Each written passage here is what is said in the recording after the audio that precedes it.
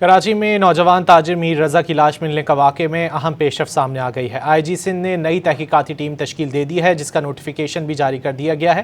مزید جانیں گے ڈان نیوز کے نمائندے محمد بلال سے۔ بلال، نئی تحقیقاتی ٹیم میں کون کون شامل ہے؟ جی بالکل، دیکھیں نوجوان میر رضا علی کے قتل کے معاملے پر تحقیقات کا عمل جاری ہے، جبکہ میر رضا کی قبر کشائی کے بعد تحقیقات کے لیے نئی جو کمیٹی ہے وہ قائم کی گئی ہے، جس کا نوٹیفیکیشن بھی جاری ہو چکا ہے۔